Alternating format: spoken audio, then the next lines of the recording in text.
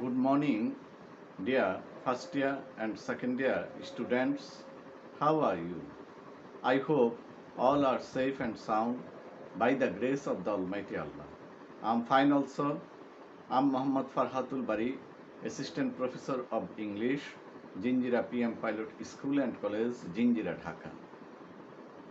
Okay, dear students, welcome to you online English class.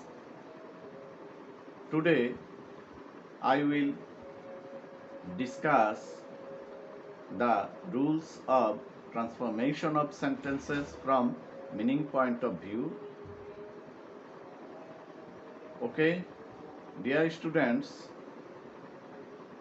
let us see today's lesson. Our today's lesson is transformation of sentences from assertive to exclamatory and assertive to imperative. Okay, dear students, let us start now.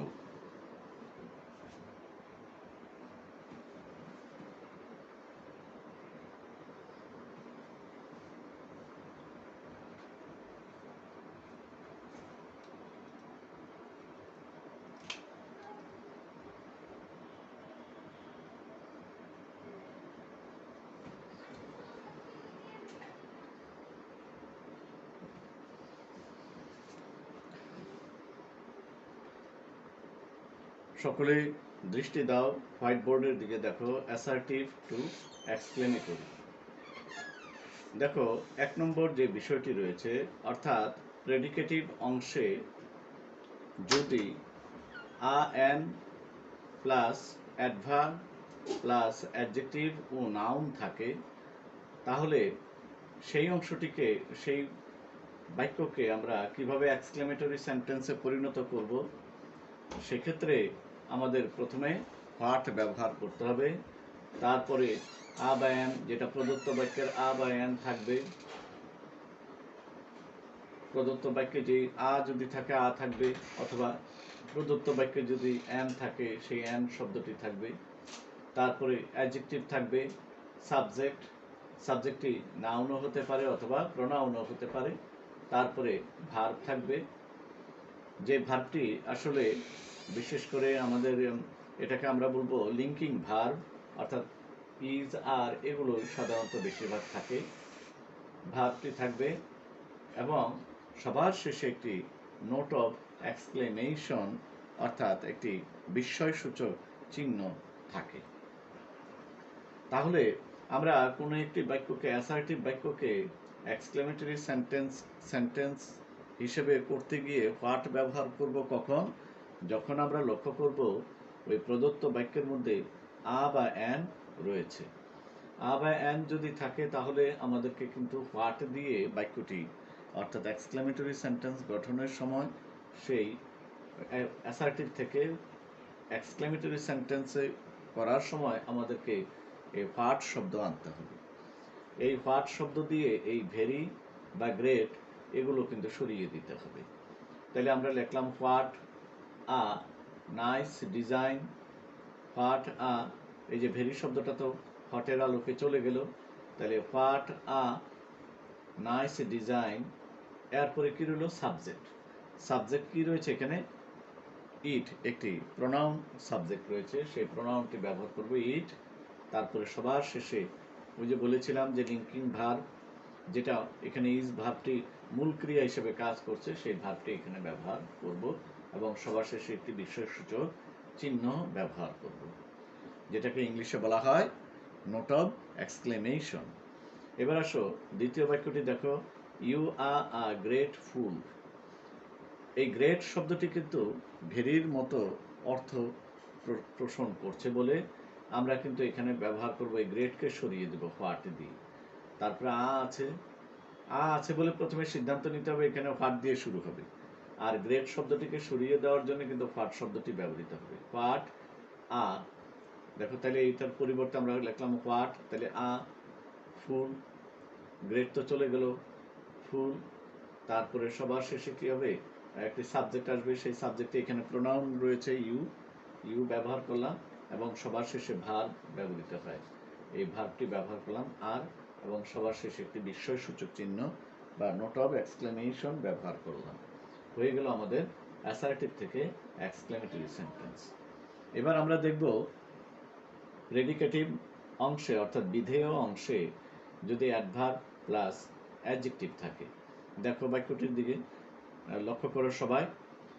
The bird is very nice, অর্থাৎ এখানে এটা হচ্ছে subject, is হচ্ছে verb, are very হচ্ছে adverb, আর adjective হচ্ছে nice.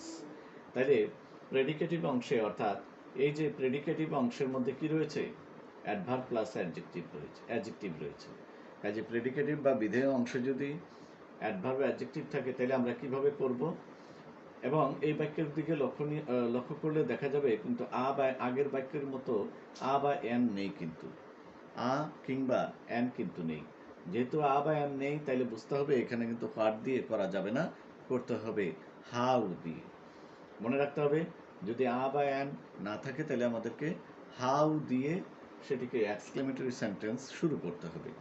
তাহলে এই ভেরির পরিবর্তে লিখলাম হাউ, তারপরে হাউ এর পরে কি চলে গেল, nice. How nice, the bird হচ্ছে সাবজেক্ট, ওই যে সাবজেক্ট নাউন প্রোনাউন হতে পারে, এখানে নাউন পেলাম দ্য বার্ড, আর সবার শেষে ভার্বটি হবে ইজ, এবং তার শেষে সর্বশেষে লাস্ট একেবারে সর্বশেষে তোমার কি হবে, একটি বিস্ময়সূচক চিহ্ন ব্যবহৃত হবে। অর্থাৎ নোট অফ এক্সক্লেমেশন ব্যবহার করে আমরা অতি সহজেই কি করতে পারি, এই অ্যাসার্টিভ সেন্টেন্স থেকে এক্সক্লেমেটরি সেন্টেন্সে পরিণত করতে পারি। এবার আসো আমরা দেখব উইশ। এই যে ইচ্ছা প্রকাশক শব্দটি যদি কোনো বাক্যে থাকে তাহলে সেই বাক্যটি হচ্ছে অ্যাসার্টিভ সেন্টেন্স। যেমন আই উইশ, দেখো আই উইশ, এগুলো এই যে একটা ফ্রেজ, একটি শব্দগুচ্ছ, আই উইশ, এগুলো এই উইশ যুক্ত শব্দগুচ্ছ থাকার কারণে এটা হচ্ছে একটি অ্যাসার্টিভ সেন্টেন্স। এবার দেখো বাক্যটি, I wish I were a king, I wish I could be a child again, I wish I had a computer. I wish আমি ইচ্ছা পোষণ করি, অসম্ভব ইচ্ছা পোষণ করা। আই ওয়্যার আ কিং আমি যদি রাজা হতে পারতাম। I wish I could be a child again আমি ইচ্ছা পোষণ করি আমি যদি আবার শিশু হতে পারিতাম। তাহলে এই ধরনের বাক্যগুলোকে এক্সক্লেমেটরি সেন্টেন্সে পরিণত করতে হলে তোমাকে ইফ আনতে হবে, অথবা উড দ্যাট আনতে হবে, অথবা হ্যাড আনতে হবে। এখন লক্ষণীয় বিষয় যে ইফ মানে অর্থাৎ এখানে কিন্তু অল্টারনেটিভ রয়েছে, ইফ অল্টারনেটিভ উড দ্যাট অথবা হ্যাড। এবার যেহেতু এই বাক্যের মধ্যে কি রয়েছে, ওয়্যার রয়েছে, তাহলে আমরা এখানে ইফ ব্যবহার করাই উত্তম। If I were a king, যদি আমি রাজা হতে পারতাম। দেখো একটি নোট অফ এক্সক্লেমেশন, আই উইশের জায়গায় আমরা কি করব, ইফ ব্যবহার করব। দ্বিতীয় বাক্যটির মধ্যে দেখো এখানে ওয়্যার নেই কিন্তু কুড আছে, কুড উড ইত্যাদি থাকলে অথবা শুড ইত্যাদি থাকলে তোমাকে কি আনতে হবে, ইফ না এনে উড দ্যাট আনবে। Would that I could be a child again, দেখো would that I could be a child again. আমরা কিন্তু ইতিমধ্যে এটাকে একটি বিস্ময়সূচক চিহ্ন ব্যবহার করে একটি এক্সক্লেমেটরি সেন্টেন্সে পরিণত করেছি। এবার আসো আমরা সবার শেষটি দেখি, I wish I had a computer. এই বাক্যের মধ্যে দেখো লক্ষণীয় বিষয় এখানে কি রয়েছে, আই উইশ, দেখো একটুখানি সবাই চমৎকারভাবে যাতে দেখতে পাও সবাই, I wish I had a computer. তাহলে এখানে হ্যাড আছে, কাজে হ্যাডকে যদি আই উইশকে সরিয়ে দিয়ে হ্যাডকে সাবজেক্টের আগে আনি তাহলেই হয়ে যাবে কি এটি এক্সক্লেমেটরি সেন্টেন্স, অর্থাৎ হ্যাড আই আ কম্পিউটার। হয়ে গেল, একটি বিস্ময়সূচক চিহ্ন ব্যবহার করে দিলাম, হয়ে গেল আমাদের কি একটি এক্সক্লেমেটরি সেন্টেন্স। এবার আসো এক্সক্লেমেটরি সেন্টেন্স অর্থাৎ অ্যাসার্টিভ সেন্টেন্সে যদি রিগ্রেট বা it is a matter of sorrow এই ধরনের বিষয়গুলো যদি থাকে তাহলে আমরা কিভাবে সেটাকে এক্সক্লেমেটরি সেন্টেন্সে পরিণত করব। দেখো একটুখানি, রিগ্রেট একটি বিশেষ করে দুঃখ প্রকাশক শব্দ। তাহলে we regret that his father is dead, সে দুঃখ প্রকাশ করলো বা দুঃখিত হলো যে তার বাবা মারা গিয়েছে। তাহলে তার বাবা মারা গিয়েছে, এখানে ইজ ডেড বলতে বোঝায় তার বাবা মারা যায় এটা নয়, বরং তার বাবা মারা গিয়েছে। এই জন্য সে কি করেছে? সে দুঃখ প্রকাশ করছে, দুঃখিত হয়েছে। এবার আসো, এই দুঃখ প্রকাশক এই শব্দটি থাকার কারণে আমাদের একটি শব্দ ব্যবহার করতে হবে। এক্সক্লেমেটরি সেন্টেন্সে তৈরি করার সময় আমাদেরকে একটি শব্দ ব্যবহার করতে হবে, সেটি হচ্ছে এলাস। এলাস শব্দটির অর্থ হচ্ছে কি জানো? এলাস শব্দটির অর্থ হচ্ছে হাই হাই। একটি দুঃখ প্রকাশক, একটি আবেগের বহিঃপ্রকাশ হচ্ছে alas, high high. His father, তখন আমরা উই রিগ্রেট এই পুরাটাকে সরিয়ে দিয়ে আমরা কি লিখবো? এলাস। এবং দ্যাটকেও সরিয়ে দেব, দ্যাটকে সরিয়ে দিব নোট অফ এক্সক্লেমেশনের মধ্য দিয়ে। এই যে একটি বিস্ময়সূচক একটি চিহ্ন ব্যবহার করে দ্যাটকে সরিয়ে দিব। হিজ, এরপরে আমাদের হাতে রইল কি? His father is dead. হয়ে গেল আমাদের কি? Exclamatory sentence. এবার আসো, আমরা একটুখানি লক্ষ্য করি, নিচে আমরা পরবর্তী লেসনে যাই, সেটি হচ্ছে রিজয়েস। রিজয়েস, রিজয়েস এই বিষয়টি হচ্ছে একটি আনন্দ প্রকাশক বিষয়। অর্থাৎ তোমরা নিশ্চয়ই জানো জুস শব্দের অর্থ হচ্ছে কি? রস। আর রিজয়েস, ওই রস থেকে যদি রিজয়েস বলা হয় তাহলে বুঝতে হবে রসটার পরিমাণটা বেশি। অর্থাৎ একটি খেলা যখন হয় তখন দেখবে যে খেলার মাঝখানে বা খেলার প্রারম্ভে সবাই উৎফুল্ল হয়, আবার কোনো কোনো সময় দুঃখ প্রকাশ করে বা একটুখানি মনক্ষুণ্ণ হয়। আবার খেলার মধ্যে একটি আনন্দ উল্লাস থাকে, আবার মাঝখানে খেলাটা যখন চলমান থাকে, আবার সবার শেষে যখন তার প্রত্যাশিত দলটি জিতে যায় বা আমাদের প্রত্যাশিত দলটি যখন জিতে যায়, ধরে নাও বাংলাদেশ এবং পাকিস্তানের মধ্যে খেলা হচ্ছে, বাংলাদেশ জিতে গেল, তখন আমরা কি করি? খেলার মাঝখানে নানা রকমভাবে উল্লাসধ্বনি করি। কিন্তু যখনই ক্রিকেট খেলার শেষে যখন বাংলাদেশ জিতে যায় পাকিস্তানের সঙ্গে, তখন আমরা কি করি? আমরা আরও বেশি আনন্দ উৎসব করে থাকি। এই রিজয়েস হচ্ছে সেটা। We rejoice that we have won the game. অর্থাৎ আমরা খেলায় জিতেছি, খেলায় জিতে ফেলেছে বলে তার আনন্দটা, অর্থাৎ আনন্দের যে রস, সেটার পরিমাণটা বেড়ে গিয়েছে। রিজয়েস একটু আরেকটু জোর দিয়েছে তার আনন্দের বিষয়। তো সেক্ষেত্রে আমরা কি ব্যবহার করব? সেক্ষেত্রে আমরা অর্থাৎ এক্সক্লেমেটরি সেন্টেন্স করার সময় আমরা ব্যবহার করব হুররে। হুররে শব্দটি হুররে শব্দটি হই হই ইত্যাদি অর্থে ব্যবহৃত হয়, একটি উল্লাস ধ্বনি। তাহলে হুররে ব্যবহার করে উই রিজয়েস এই বাক্যাংশের এই বাক্যাংশটুকু সরিয়ে দেব। আর দ্যাটের পরিবর্তে আমরা কি ব্যবহার করব? একটি নোট অফ এক্সক্লেমেশন ব্যবহার করব, অর্থাৎ বিস্ময়সূচক চিহ্ন। এরপরে আমাদের হাতে যা রয়েছে, অর্থাৎ we have on the game, যা বাক্যের বাকি অংশটা লিখে দেব। আশা করি খুব সহজ, বুঝতে পেরেছ। এবার আমরা একটুখানি দেখি কিভাবে, অর্থাৎ আমি একটুখানি তোমাদের সুবিধার জন্যে খুব সহজে যাতে বুঝতে পারো আমি খুব কাছে নিচ্ছি। দেখো, অ্যাসার্টিভ সেন্টেন্সটি থেকে আমরা এখন ইম্পারেটিভ সেন্টেন্সে তৈরি কিভাবে করা যায় সেটি দেখব। তবে এই ক্ষেত্রে অনেকগুলো লেসন আছে। আজকের লেসন অবশ্য শুধু কেবল আমরা দুটি বিষয়ে আলোচনা করব। অ্যাসার্টিভ সেন্টেন্সটি হাবোধক হলে, আবার অ্যাসার্টিভ সেন্টেন্সটি বা বিবৃতিমূলক বাক্যটি না বোধক হলে। এবার দেখো, অ্যাসার্টিভ সেন্টেন্সটি যদি হাবোধক হয়, যেমন you should do the work, তোমার উচিত কাজটি করা, এটি একটি হাবোধক শব্দ বাক্য। আবার অ্যাসার্টিভ সেন্টেন্সটি যদি না বোধক হয়, দেখো একটুখানি, you do not run in the sun, তোমার রুদ্রে দৌড়ানো ঠিক নয়। অর্থাৎ you do not run in the sun, তুমি রোদে দৌড়াইও না, এরকম নিষেধ করা হচ্ছে। অর্থাৎ এখানে দেখা যাচ্ছে না বোধক বা অর্থবোধক একটি বাক্য, অ্যাসার্টিভ সেন্টেন্স। আবার এই অ্যাসার্টিভ সেন্টেন্সটি হচ্ছে হাবোধক, অর্থাৎ অ্যাফার্মেটিভ বলতে পারি। আরেকটি হচ্ছে অ্যাসার্টিভ সেন্টেন্সের দুটি অংশ যেহেতু রয়েছে, অ্যাফার্মেটিভ এবং নেগেটিভ, তাহলে অ্যাফার্মেটিভ সেন্টেন্স বলতে পারি উপরেরটি অ্যাসার্টিভ সেন্টেন্সের। আবার অ্যাসার্টিভ সেন্টেন্সের একটি নেগেটিভ ফর্ম হচ্ছে you do not run in the sun. এবং এই হাবোধক এবং নাবোধক বাক্যকে কিভাবে আমরা ইম্পারেটিভ সেন্টেন্স বা আদেশ, অনুরোধ কিংবা উপদেশ সূচক বাক্যে পরিণত করব, একটুখানি লক্ষ্য করো। তাইলে আমরা প্রথমে দেখি হাবোধক বাক্যকে কিভাবে করব।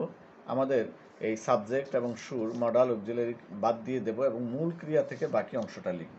দেখো, ডু দ্য ওয়ার্ক, মূল ক্রিয়া থেকে বাকি অংশ ব্যবহার করলে আমাদের হয়ে যাবে ইম্পারেটিভ সেন্টেন্স। অতীব সহজ, অতি সহজ। আশা করি একটুখানি মনোযোগ দিলেই তুমি বুঝতে পারবে। অ্যাসার্টিভ সেন্টেন্সটি যদি না বোধক হয় তাহলে, যেমন you do not run in the sun, এটাকে আমরা কিভাবে করব ইম্পারেটিভ সেন্টেন্স? ডন্ট কিংবা ডু নট। আগের বাক্যাংশের মধ্যে আমরা কিন্তু সাহায্যকারী ক্রিয়া বাদ দিয়ে দিয়েছি, কিন্তু এই আগের বাক্যে কিন্তু হাবোধক বাক্যে, কিন্তু এই বাক্যে কিন্তু তোমার সাহায্যকারী ক্রিয়া এবং নট এই দুটি রাখতে হবে। অর্থাৎ দেখো একটুখানি, ডু নট কিংবা ডাজ নট, বাক্যের গঠনের আলোকে আর কি। ডাজ নট যদি থাকে ডাজ নট আনবে, ডিড নট আনবে। যদি বাক্যটি পাস্ট টেন্সে হয় তাহলে ডো নট, যেহেতু এই বাক্যটি একটি প্রেজেন্ট ফর্মে রয়েছে, আমরা আনলাম do not run in the sun, অথবা don't run in the sun. হয়ে গেল আমাদের ইম্পারেটিভ সেন্টেন্স।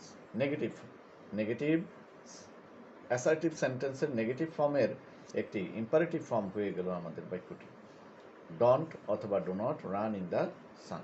আশা করি আজকের বিষয়গুলো তোমরা অনুধাবন করতে পেরেছ। আমরা একটুখানি আবার একটু লক্ষ্য করি বোর্ডের মধ্য দিয়ে। এই অ্যাসার্টিভ থেকে একেবারে আমাদের অ্যাসার্টিভ থেকে কিভাবে এক্সক্লেমেটরি সেন্টেন্স তৈরি করা যায় আমরা আজকে জানতে পারলাম, এবং অ্যাসার্টিভ থেকে কিভাবে ইম্পারেটিভ সেন্টেন্স করা যায় একটু আংশিক বিষয় আমরা জানতে পারলাম। আমরা আগামী লেসনে আরও কিভাবে অ্যাসার্টিভ সেন্টেন্সকে ইম্পারেটিভ সেন্টেন্সে পরিণত করা যায় আরও কিছু রুলস আমরা জানব। তবে তোমরা আজকের যে ক্লাস, আজকে যে বক্তব্য দেওয়া হলো বা লেকচার দেওয়া হলো, সেই লেকচারের মধ্য থেকে তোমরা খুব মনোযোগ সহকারে আবার শুনবে। আশা করি আবার একটু দেখবে, আবার একটু তোমাদের খাতাগুলোকে আবার তোমার চোখ বুলাবে, একটা গ্ল্যান্স, হ্যাঁ, এক পলকে বা এক দৃষ্টিতে দেখবে। আশা করি এগুলো তোমাদের কাছে খুব একটা কঠিন বলে মনে হবে না বা দুর্বোধ্য বলে মনে হবে না। Okay dear students, this is for the day. Thank you very much. See you in the next class.